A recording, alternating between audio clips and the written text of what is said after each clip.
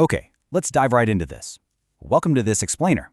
Today, we're focusing our attention on one of Europe's most influential and, let's be honest, most polarizing figures in literally all of history.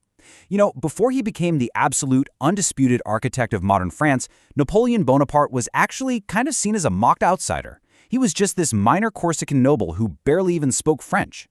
So what we're going to do right now is really deconstruct that extraordinary rise. We're going to look at the actual nuts and bolts of how power truly shifts. Because really, it's the ultimate cause and effect mystery, right? How does a quote-unquote nobody just become emperor of the French? I mean, the power structures of Europe had literally been set in stone for centuries.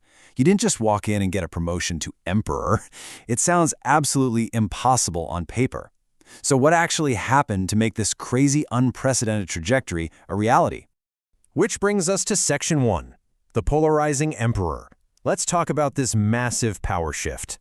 To really wrap our heads around this massive power shift, you have to cross an unbelievable chasm. Think about this.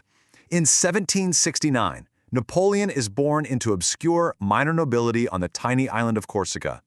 Fast forward just a few decades, through all the blood and absolute chaos of the French Revolution, and boom, he is the emperor of the French.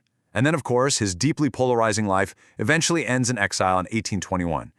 But seriously, how do you cross a gap like that? It wasn't magic, folks. There was a very specific structural engine driving him, and that is exactly what we're unlocking today.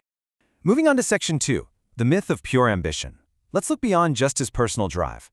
We all kind of love that classic myth, right? The lone conqueror who just wills himself to power through sheer grit.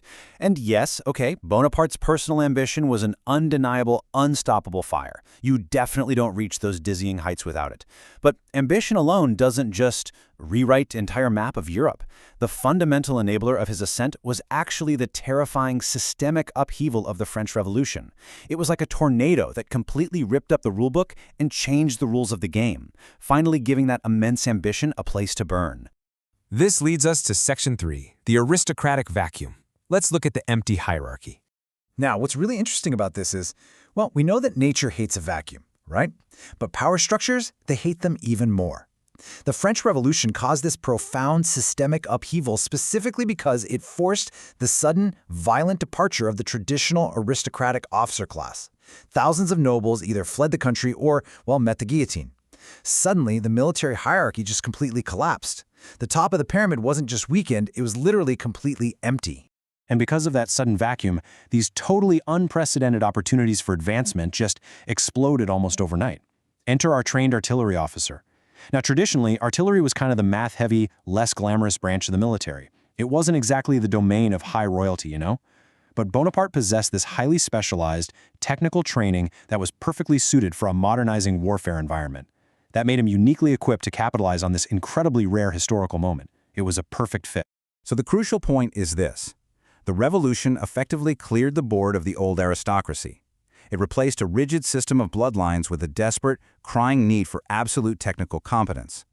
Napoleon was exactly the right person, armed with the exact right training, standing directly in front of a wide-open door. And honestly, this is exactly why understanding systems is just as absolutely crucial as understanding the individuals themselves. Which brings us to a final, really fascinating question for us to ponder.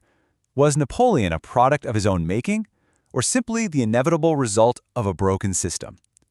Think about it. If the aristocracy hadn't vanished and created that massive vacuum, would this provincial nobody ever have become emperor? It completely challenges how we view history, reminding us to always look for those systemic power vacuums that shape the leaders we ultimately get. So definitely keep that framework in mind as you continue exploring the mechanics of history.